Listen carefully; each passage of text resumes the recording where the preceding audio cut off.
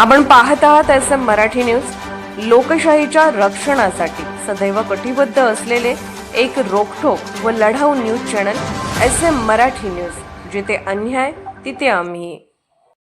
साजनीत 60 महिलांची आर्थिक फसवणूक झाल्याचा आरोप, 1,30,00,000चा संशय।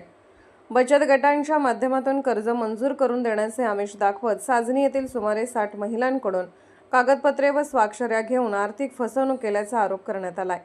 या प्रकरणात तब्बल 1,30,00,000 रुपयांची आर्थिक फसवणूक झाल्याचा संशय व्यक्त करण्यात आला आहे।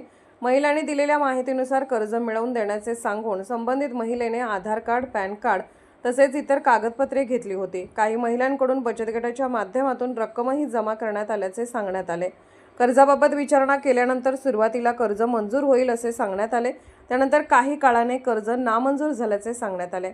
मात्र काही महिन्यांनी संबंधित महिलांच्या नावावर कर्ज थकीत असल्याबाबत बँकांकडून नोटिसा आल्याचे महिलांचे म्हणणे आहे।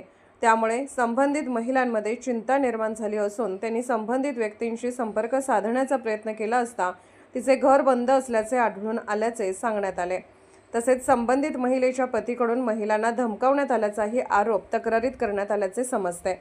या प्रकरणी महिलांनी हातकणंगले पोलीस ठाण्यात तक्रार निवेदन दिले असून जिल्हा पोलीस प्रशासनासह संबंधित यंत्रणांकडे ही तक्रार केल्याचे सांगण्यात आले आहे।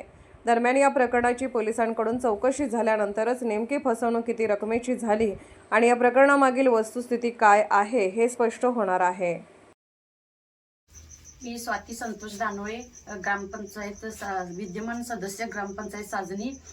आमच्यात रहिवासी पल्लवी अमर अंकले हिने आमच्या बचत गटाचे पैसे काढून मी वेळेवर भरतो अशी आम्हाला अपेक्षा दाखवून तिने पैसे काढले। त्याच्यानंतर वर्षानंतर ती पैसे भरायचं बंद केली। बँकवाले आमच्या घरी आल्यानंतर आम्हाला हे प्रकरण कळालं। त्याच्यावर आम्ही हातकणंगले पोलीस स्टेशनमध्ये ही फिर्याद नोंद केली आहे। त्याच्यावर त्यांनी लक्ष द्यावं आणि सगळ्या महिलांना न्याय मिळवून द्यावं एवढंच बोलते। राहणार साजनी आम्ही पल्लवी अमर अंकले ही आम्हा महिलांना सगळ्यांना फसवणूक करून हुपरी ह्या गावी फरार झालेला आहे। आम्ही त्यांच्याकडे बिशी भरत होतो।